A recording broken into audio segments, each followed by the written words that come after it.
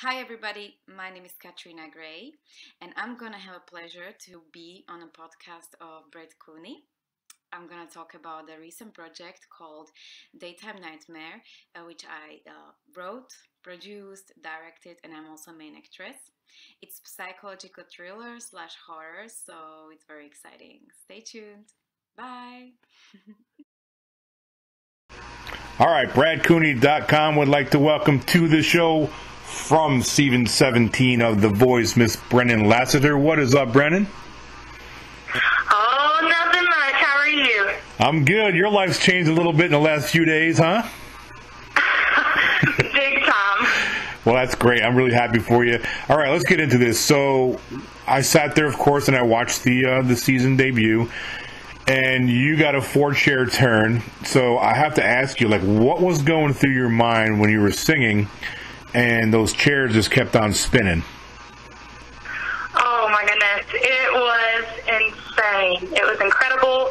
I literally had just got done telling myself, before I even started singing, I told myself, if none of these chairs turn, you have to be okay. You can't cry. You can't make a fool of yourself on national television. And then they were all looking at me, and it was so incredible. And I couldn't believe it. I still can't believe it. I still don't know what's going on. I've asked this question to several other voice contestants over the last few years, and there's one common denominator. A lot of them say that they're so in tune to their performance because it's a huge day for them. Some of them didn't even really remember when the chairs turned because they were afraid to maybe make a mistake. So were you conscious of all those turns, all 4 of them? Okay, so I will say I was conscious that they all 4 turned. However, I didn't know when they turned. Mm-hmm. I knew they all 4 turned, but watching it Monday night, I saw how fast they all 4 turned, and it feels like an eternity you're on the stage. So I didn't realize how fast they turned, and I guess that is a common denominator then, because I did know that they all 4 were there, and I felt them all staring at me, and out of all the audience, it's like, you guys are crazy, so it's just like, I just didn't realize when they turned and how fast they turned, and that was really cool to see Monday night on the premiere. One of the things I love about The Voice is just how real and quirky and fun and down to earth the judges are, no matter who they are. Every judge brings that. What was funny about one of the things that happened after you finished singing is the ladies, Kelly,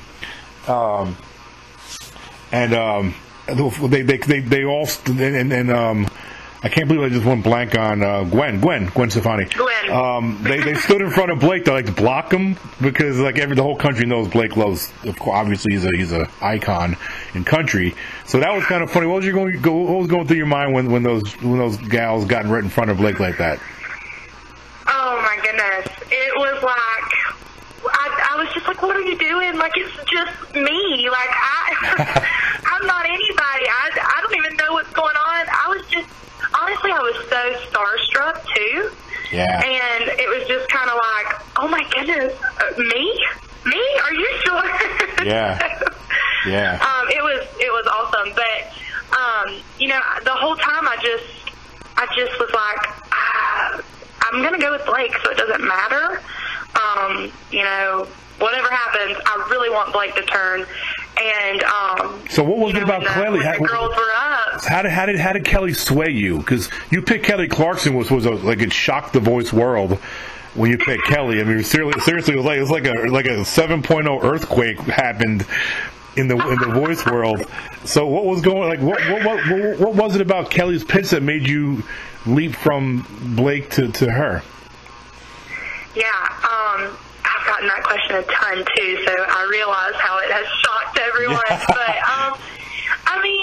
it was just like I felt a connection with Kelly. Yeah. I've been listening to her music I've listened to all of their music for forever. But when she was talking to me, I felt that she was the most passionate, and I feel like you could see that too Monday night. But I felt like she was the most passionate, and she really, really believed in me. And I just had this connection that I felt with Kelly that I didn't feel with the other coaches. And as much as I thought I was going to choose Blake, just everything inside of me screamed Kelly Clarkson. And in that moment, I shocked myself. I shocked my family.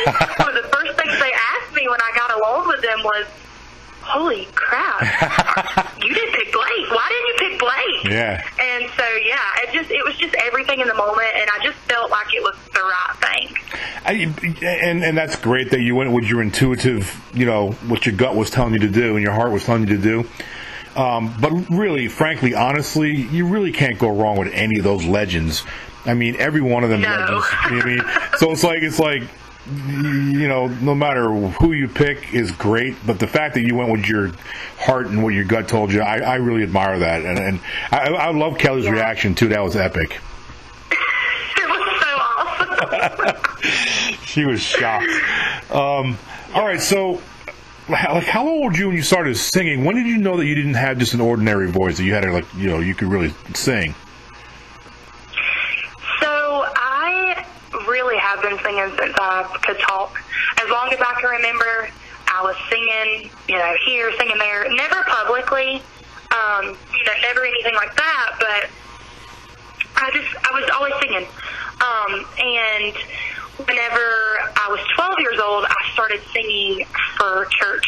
My grandfather was a pastor. He retired 2 years ago, and so my whole life he had pastored, and whenever he had something and he wanted me to sing, I would sing, and, I didn't think anything of it.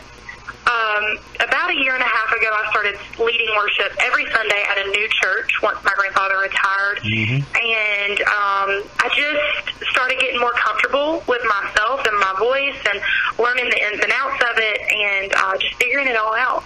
But I can really honestly say that I never realized, and I still am just like shocked, but I never really realized the voice that I had, the talent that I had, until I got the validation from those 4 coaches looking at me and pitching themselves to me. Yes. And people have told me, and it's not like no one has said it, but it's just like people can say it and say it and say it and say it, but until you're ready to accept it, you're never gonna take it, Yeah. And it was just like in that moment, I had stepped out of the church. I had done something just with Brennan. Brennan just did this huge thing. And to have every one of those amazing musical legends staring at me and wanting me to work with them was insane and incredible. And I would have to say it was that moment. I mean, fighting over you. They were like fighting. I mean, that's I was like, guys, seriously, calm down. It is just me. I'm fighting over you guys. Yeah. So... What a surreal moment that must have been. I mean, you got to think about it. The combined record sales between them is like 100 million records, or maybe more. Probably more. Wow. Isn't that insane? Yeah. Wow. All right, so I want to take me back to the night before the audition. Talk to me about, what was going through your mind. How did you sleep? I mean, how was that for you the night before? No sleep. I definitely laid there with my eyes closed. But it was just like, everything I had worked for, everything that I had told myself, you're going to do this, you're going to do this, you're going to do this, it was like, all right, now you have to do it. And I laid there all night. I really don't believe that I ever fell asleep until, of course, I heard my alarm, and then it's like, oh, maybe I was asleep. But, no, my stomach was in knots. You think about it, and you're like, I'm really laying myself out there. I'm saying, America, this is what I have. This is who I am. And pretty much I'm telling you all to judge me and tell me what you think about it. Yeah.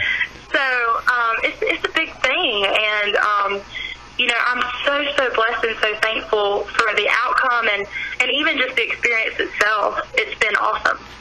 Well, I have a question from social media. I like to include social media followers when I do these podcasts because it's an opportunity for them to, actually talk to you and ask you a question. Yeah. So I'm going to scroll through here real quick and pick one of these. Okay. I told him that I don't have a lot of time with you, so I can't get a lot of these in. But I do have one. I'm going to scroll down that caught my attention. Okay, her name is Nikki, and she lives in Alabama. Southern girl. And Southern Belle. Yep. She said, I would like to know who Brennan would love to open for or tour with one day. Oh, I love this question. Yeah, I knew you would. Oh, my goodness. Okay, so this is kind of funny, but she's not at all my genre or my style, but I would love to work with Lady Gaga. I love her. Oh, that's awesome. I'm a huge fan of hers. I just love her. I love her music, and it's funny because I really don't sing anything like her, and I don't know, but if I could work with her, if I could meet her, if I could do anything with her, go on tour with her, whatever, I would choose Lady Gaga. Hands down, Lady Gaga. I mean, I literally love everything about her. She's a brilliant songwriter. She's a brilliant songwriter. She's a brilliant singer. She's also a brilliant actor. And she's all about equality and just doing the right thing. You know, she's just all about it. I love her, man. That's a perfect person. I'm glad you picked. That's the one you picked because I'm a big fan of hers. I love her. I do too. All right, so we talked about the night before. Tell me about the walk out. How nerve-wracking is that when you're standing there and all of a sudden they say okay, and then you get escorted out to the stage for the blind audition? Yeah. So my palms are sweaty now that you just reminded me of. Flashback. It is insane. You see the big red doors in clips, and those are there, and they're just sitting there and dividing you from that stage, and you love those red doors closed. You're like, you're protecting me from what I'm about to do to myself. No, but they opened, and you don't get an introduction. It's a blind audition. You can hear a pin drop. It is so silent. And all I could hear was my boots hitting the glass stage. Oh, man. And I was just, I thought I could hear my heartbeat in my ears. I was like, oh, my God, I hope they can't hear it in my microphone. But it was insane. And in that moment, I talked about it earlier, but I just told myself, you cannot lose it if you do not get a chair turn. Mm-hmm. And then I turned around, I was like, let's go, band, and started singing, and before you know it, my life is now forever changed from it. Absolutely. Now, can you see beyond the chairs? Can you see the audience, or are they kind of darked out when you first walk out? It is kind of darked out, or maybe it's not, and you just have tunnel vision to get to where you're supposed to be, and you're freaking out. But I don't remember seeing it, no. What's some advice you can share for someone who might be thinking about trying out for next season? I would say do it. All over again. If I had to start from the top, I would do it. No, do it. And what people don't realize is the relationships that you build with the other contestants. Mm-hmm. I have made friends that will be lifelong friends. I will have them forever. There are some girls, one in particular, who I want to be at my wedding. I love her. That's great. If I ever get married, I want her to be there. But no, it's just you make these crazy friendships. You take a complete leap of faith, and as much as your mind tells you, no, do not do that. Don't put yourself out there. Don't give the opportunity for other people to judge you. It's like, no, do it. With everything that you have, all the way, go for it, and just be ready to completely change your life and make the greatest friends you'll ever make. So you're starting to get recognized at the grocery store a little bit more now in your area? I haven't been at the grocery store since, but I have been recognized at the bank. Nice. So that was cool. Yeah, you're going to get the photos. People are going to want to get selfies with you and stuff. That's coming if it hasn't already. Hey, I am okay with that. I love selfies. Absolutely. All right, last thing I got for you, because I know you're probably pretty busy.